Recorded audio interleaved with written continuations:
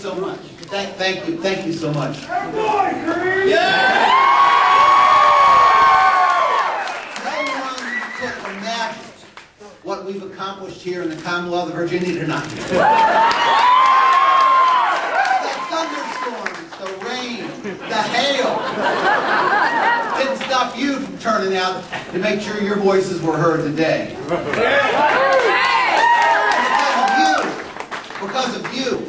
Because you embraced our message to keep Virginia moving forward. I'm standing before you tonight as the Democratic nominee.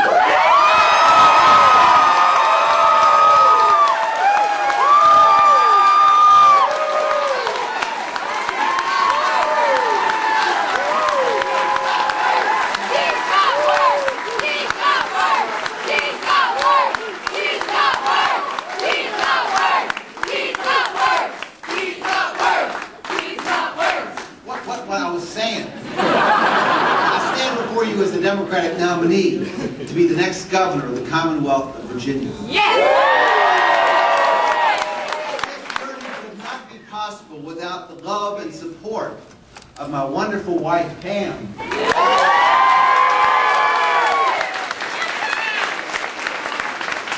our 4 beautiful children. Now, Amanda got stuck in traffic in Northern Virginia. She will be here eventually. But Rebecca and Gus and Susanna are here.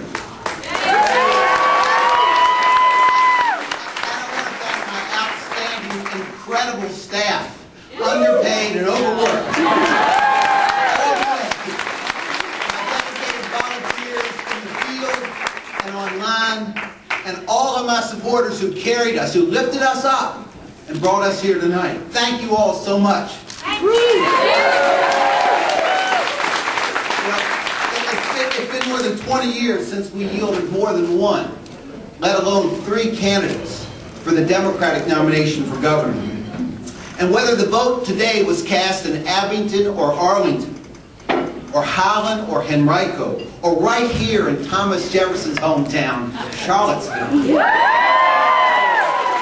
vote to continue the progress we've made together under Democratic governors Mark Warner and Tim Kaine. Yes. That progress, real leadership on education, job creation, and making Virginia a good place to do business, is exactly the way we're going to keep Virginia moving forward. I want to thank my friends Brian Moran and Terry McAuliffe for running outstanding campaigns. The energy and passion they brought to this race made us stronger and made me a better candidate to run against Bob McDonnell in the fall. I'm stronger because of these guys and because of this primary. Brian Moran, Terry McAuliffe, thank you.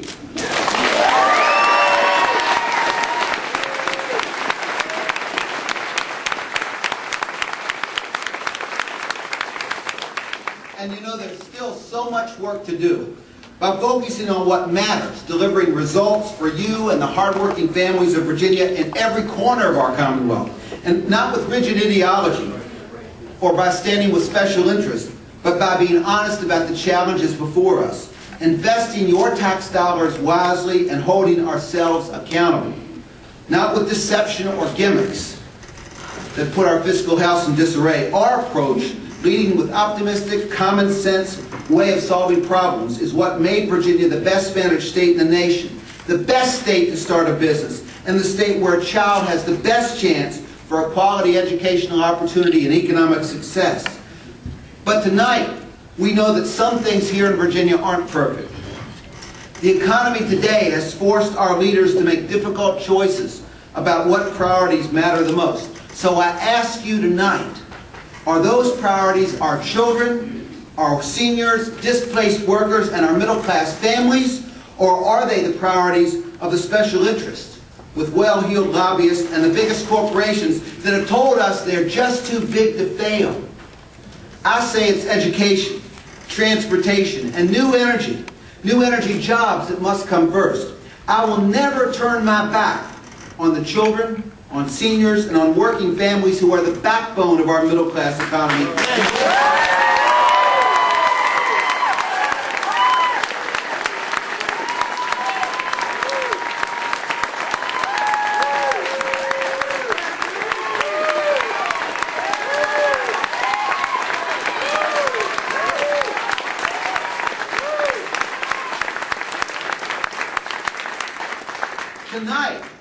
Tonight, Virginia, we move into the general election where there's a very stark choice of whether Virginia continues to move forward in the tradition of Mark Warner and Tim Kaine, or whether we move backwards with the disastrous economic and social agenda of Bob McDonnell and George W. Bush. Bob McDonnell takes the failed approach of the former president. No on stem cell research to find the cures for our families. No on a woman's right to choose, even in cases of rape and incest. No on unemployment benefits for laid-off Virginia workers. No on a forward-thinking energy policy. But yes on putting special interests before education. Yes to tax breaks for the very wealthy. And we all know how those Bush economic policies panned out.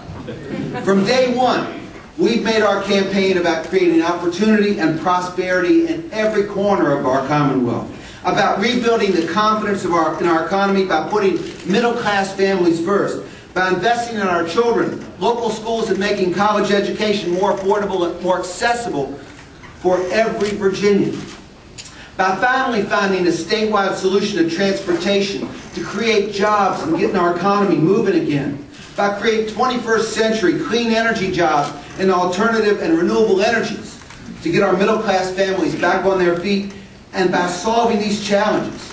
To solve these challenges will require someone who can create consensus, who can bring people together from all corners of the Commonwealth to move Virginia forward. But I want to close tonight with education and with my family.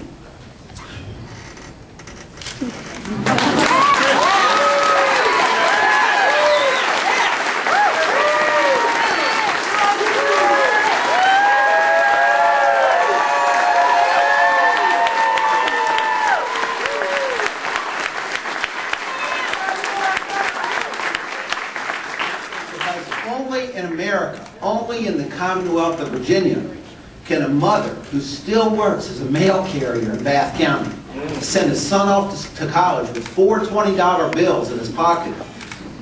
That was all. And have her son be standing before you as the Democratic nominee to be the next governor of the Commonwealth of Virginia.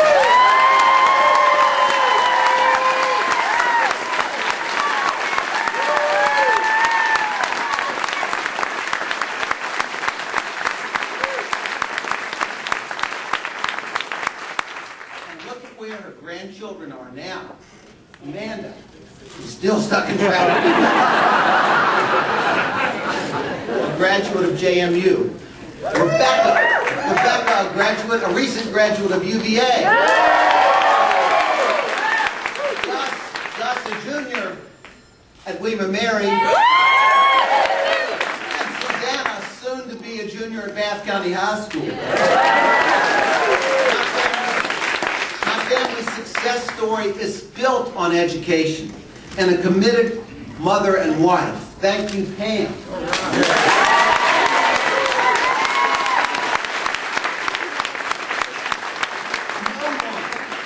No one has sacrificed more for this campaign.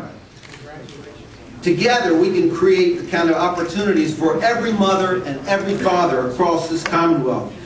So to Virginians from every corner of this Commonwealth, from all walks of life, from every community, large and small, I invite you to join us. And Virginia, I promise you, if I'm elected the next governor of the Commonwealth of Virginia, if I'm given this extraordinary opportunity, every single day, you will have a governor who is always on your side.